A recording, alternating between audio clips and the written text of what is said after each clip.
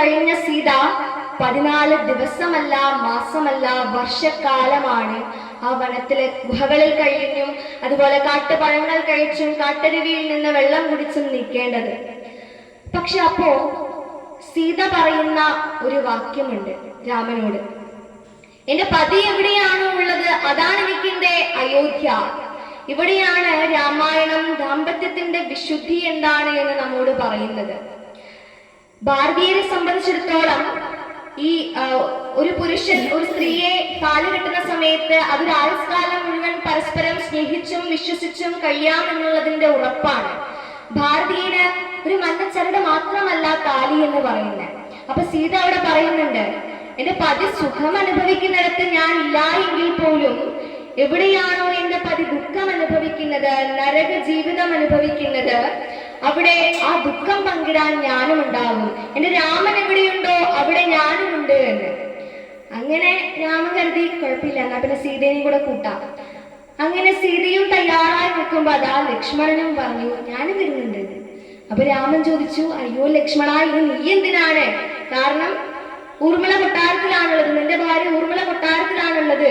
നിന്നോട് ആരും വനവാസം സ്വീകരിക്കാൻ പറഞ്ഞിട്ടില്ല. നല്ല യൗവനകാലം മുഴുവൻ 14 വർഷക്കാലം മുഴുവൻ ആ വനത്തിലാണ് കഴിയേണ്ടത് എന്ന്. അപ്പോൾ ലക്ഷ്മണൻ പറയുന്നു, അത് രാമായണത്തിലെ സാഹോദര്യത്തിന്റെ സന്ദേശം നൽകുന്നു. ലക്ഷ്മണൻ പറയുന്നുണ്ട്, വന്യഘോര മൃഗങ്ങളുള്ള വനത്തില് എന്റെ ജ്യേഷ്ഠനെയും ജ്യേഷ്ഠത്തിയമ്മയെയും സംരക്ഷിക്കാൻ ഞാനല്ലാതെ പിന്നെ ആര് വരാനാന്ന് പറഞ്ഞ് ലക്ഷ്മണനും മരവരി ധരിച്ച് തയ്യാറാവുന്നു.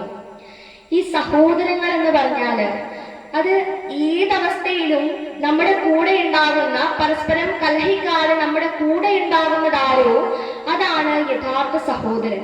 ഇവിടെ ഭരതനും ശത്രുഘ്നും കേകയ രാജ്യത്ത് ഒരുമിച്ചാണുള്ളത്. രാമനും ലക്ഷ്മണനും ഒരുമിച്ചാണ് വനവാസത്തിന് പോകുന്നത്. അങ്ങനെ രാമലക്ഷ്മണന്മാരും സീതാദേവിയും ഒരുമിച്ച് വനത്തിലേക്ക് പോകാൻ വേണ്ടി തയ്യാറാകുന്നു. അപ്പോ രാത്രി സമയത്താണ് ഇവർ ആരണ്യത്തിലേക്ക് പ്രവേശിക്കുന്നത്. കാട്ടുമുപ്പനായിട്ടുള്ള ഗുഹനാണ് ഇവരെ ആരണ്യത്തിലേക്ക് കൂട്ടിക്കൊണ്ടുപോകാൻ വേണ്ടിയിട്ട് വരുന്നത്. ഇന്നത്തെ ഭാഷയിൽ പറഞ്ഞാല് ആദിവാസി മുപ്പനാണ് ഗുഹൻ. അപ്പോൾ നമ്മൾ മനസ്സിലാക്കേണ്ടത് ഈ ജാതീയതയും തിണ്ടികൂടായ്മയും ഒന്നും നമ്മളുടെ പവിത്രമായ സംസ്കാരത്തിന്റെ ഭാഗം ആയിരുന്നില്ല.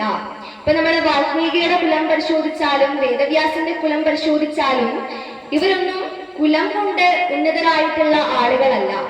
പ്രവൃത്തി കൊണ്ട്, അവരുടെ കർമ്മം കൊണ്ട് ഉന്നതരായിട്ടുള്ള ആളുകളാണ് ഇവരെല്ലാം തന്നെ. ഭഗവാൻ ശ്രീകൃഷ്ണൻ ഭഗവത്ഗീതയിൽ പറയുന്നുണ്ട്, ചാതുർവർണ്ണ്യം മയാ സൃഷ്ടം ഗുണകർമ്മ വിഭാഗശ. ഈ ബ്രാഹ്മണൻ, ക്ഷത്രിയൻ, വൈശ്യൻ, ശൂദ്രൻ എന്ന് പറയുന്ന 4 വർണ്ണങ്ങൾ ഉണ്ടാക്കിയത് ഭഗവാനാണെന്ന് പറയുന്നുണ്ട്. പക്ഷെ അതിങ്ങനെ കുടുംബത്തിന്റെയും കുലത്തിന്റെയും മഹിമയുടെ പേരിൽ ഉണ്ടായ ഒന്നല്ല, മറിച്ചത് സാത്വിക തമോ ഗുണത്തിന്റെ